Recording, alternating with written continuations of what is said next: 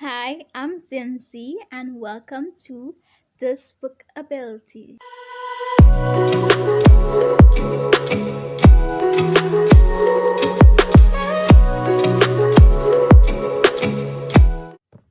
So today we're about to do a little bit of reading. Um, there's this book that I've been wanting to read, which is where is it? Disfigured on Fairy Tales, Disability, and Making Space by Amanda Leduc. I think that's how they pronounce her last name.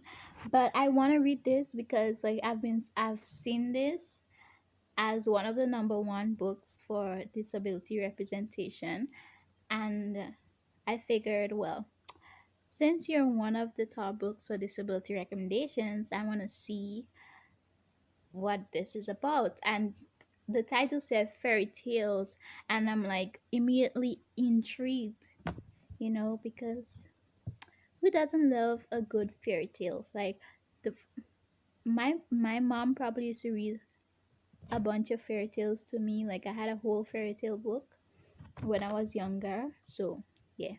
So let us read what this book is about.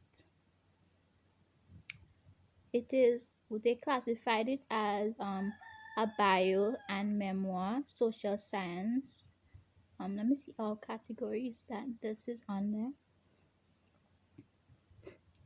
Nope, it's not there. But yeah, that is what I'm seeing is it's classified as on Scrib.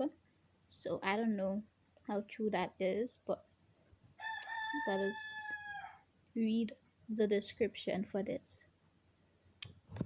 Fairy tales shape how we see the world. So what happens when you identify more with the beast than beauty? If every disabled character is mocked and mistreated, how does the beast ever imagine a happily ever after? Amanda Leduc looks at fairy tales from the Brothers Grimm to Disney, showing us how they influence our expectations and behavior and linking the quest for disability rights to new kinds of stories that celebrate difference. Leduc peels the flesh from the fairy tales we grew up loving and strips them down to their skeletons to skillfully reveal how they influence the way we think about disability. She contrasts the stories we have with the ones we wish we had, incorporating her own life. Her wisdom lands like a punch in the heart, leaving a sizable dent that reshapes how we see tales we've been telling for centuries. She also, and this is the best part, suggests how we might tell new fairy tales, how we can forge new stories. That was a review by Adam Pottle, author of Voice. Then it also says, by a next reviewer, a unique and dazzling study, a revolutionary approach to understanding why we are drawn to fairy tales and how they shape our lives. This was a review by Jake Zips, author of Grimm Legacies. Next review, each chapter is a gem, but the kind of gem that turns into a knife, into a mirror, into a portal. Looks real magic. Leduc's real magic. What? That she transforms her readers as surely as any world. Mira Jacob, author of Good Talk. Since we got the basis for this book, let us get into learning more and reading more about it. But I'll be listening to the audiobook while I do my work. So, yeah, this part will be fast forwarded and now chopped up. And then at the end, you will see my review. Well, you will get to see and hear about my review, about my thoughts. So, yeah, let us get into it. I'm so excited. I hope I love it.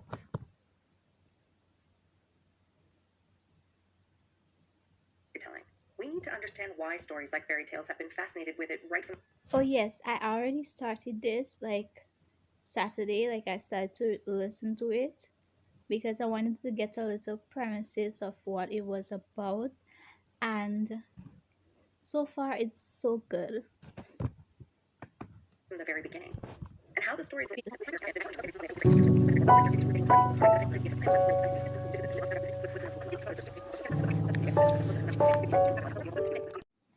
So I stopped the audiobook for like a second just to give my thoughts so far. So I'm on chapter 2, um 21 minutes in, which is crazy because I'm listening to it at twice time speed. So but she's talking about her experience in the hospital when she was younger, when she found out she had cerebral palsy, and she had to do like a surgery to drain out the liquid and stuff like that. And she was like, her mom, after surgery, her mom was like maybe like a few days or something like that after surgery. My mom was like, "This is not my little girl," because she was acting like all grumpy and stuff like that. And she was like, "Yes, this is me. But I just hate being in the hospital. Hate having the nurses come and check my, temperature, whatever, every night, and hate this and hate that." And I was like, "Oh my god, so relatable." Because in 2018, I was in the hospital to do my surgery for my scoliosis. But I've always been in the hospital. I mean, obviously, that is a life. That is mostly the life of a disabled individual. But or individual with a disability, because we are individuals first before our disability, as she said in the book. And like I hated that at a point. I was very grumpy, and I'm normally either neutral or like very cheerful. And I was very grumpy because I was so tired of being in the hospital, so tired of having to wake up every night for them to test my to do pressure checks and everything like that. Because one thing about me, my pressure is like always low, and like they would have to wake me up to take my pressure, because like if I'm sleeping, like they will take it, and then like it'll be too low, so they will wake me up to like get a reading that they're satisfied with. And like we had a time that my sister had to wake me, like keep me, steady awake, because I was on this breathing machine after like a surgery, and my breathing was like decreasing.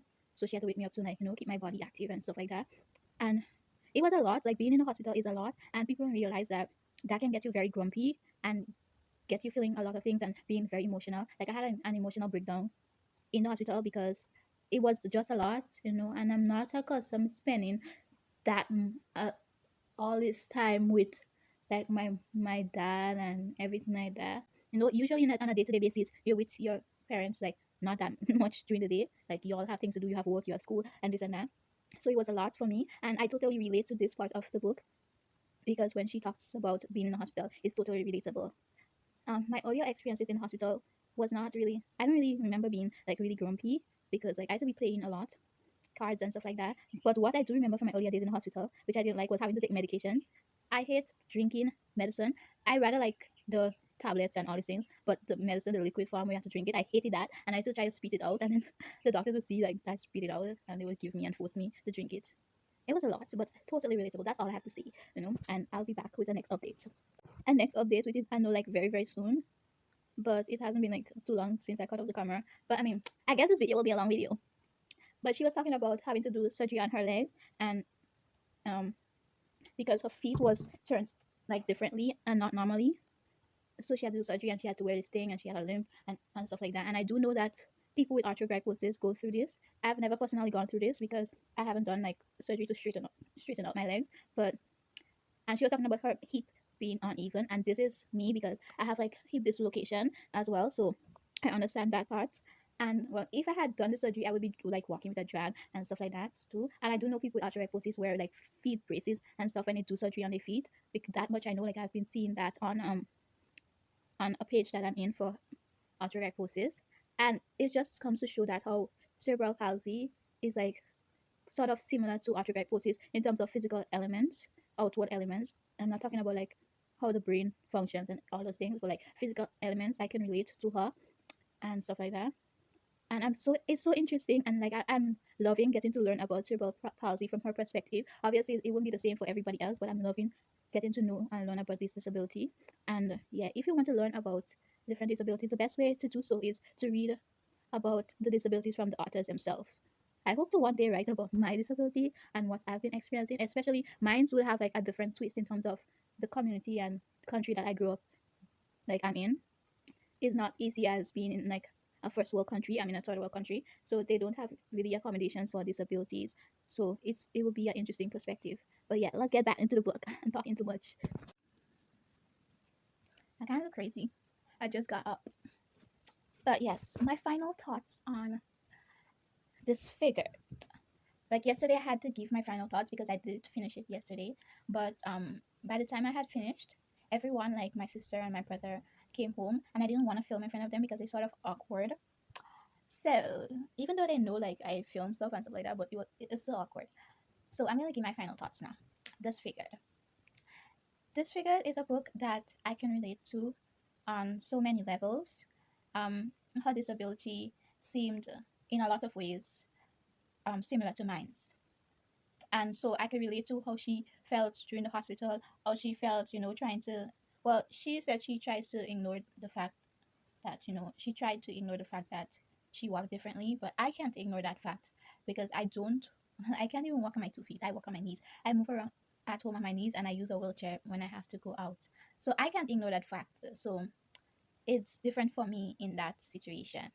But she talked about how you could never see yourself in fairy tales or stuff like that, because even if like someone has like an impairment or something like that, it's usually just fixed at the end. Like they'll have a problem, but it'll be like, oh, it was just a disguise, or oh, this and oh, that. So it's never like a real impairment to begin with. They always try to fix things and make things pretty at the end.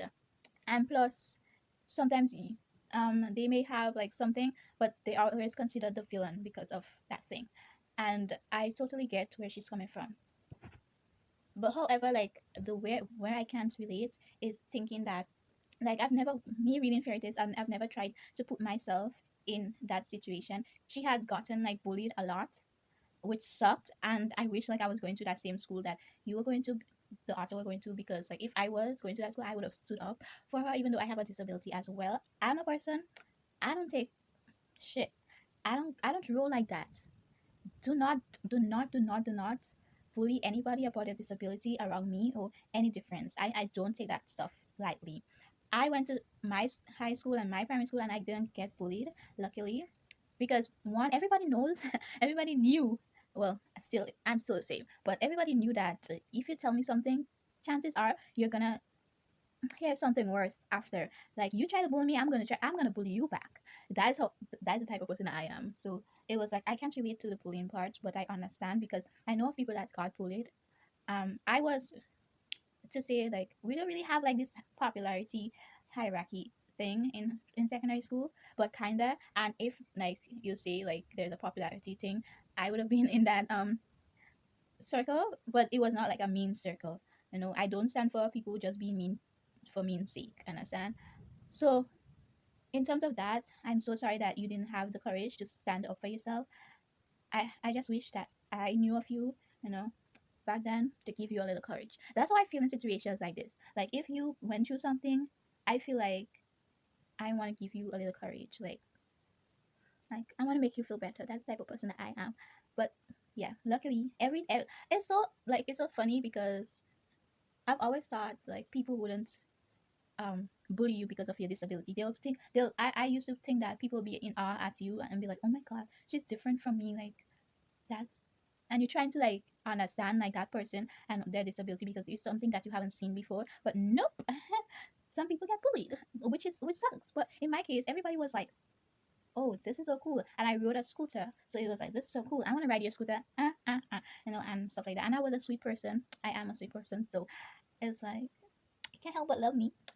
So it sucks, but I really enjoyed the book in general because I loved hearing about her story and her thoughts on um fairy tales and stuff like that. And she said something. She said, oftentimes the person has to change and not society. Oftentimes we as individuals try to change instead of society changing. And that is so true. Like that touched me so deeply. Like I got chills. I was like, yes. Why do we always have to change when it's society that should be changing? Because society created all these norms, and then we have to follow. Why they can't follow us instead of we following them? But it is what it is. That's how they created society. That's how it is. And to be honest, it won't change anytime soon. There might be improvements, but at the end of the day, it will remain as is, which sucks. I know, I wish we lived in a better world, but sadly we don't. But yeah, so all in all, I love this book. I give it a 5-star rating, and I really think that you should read it. Yeah. But wouldn't it be so cool, like, if we actually had fairy tales that had like disabled characters mixed with queer, the LGBTQ community, and all those stuff, like creating like a world in which society could see. I don't know what I'm saying, but it would be cool to like create like a whole universe of fairy tales of how you imagine the world to truly be. Like you really want this world, like you really wish that this society was like that. It'd be cool. Somebody just write that book for I'll read it. Yeah, so you have to have disabled characters, you have to have the LGBTQ community, you have to have every single body representation, BIPOC, everything. everything black, Latino, those type of things. And we have to live in peace. Ugh, I wish like we were actually that way, but sadly we're not. So thank you for watching my video. I'm about to edit this now because I promised I'll post it day. um yeah, bye. Bye.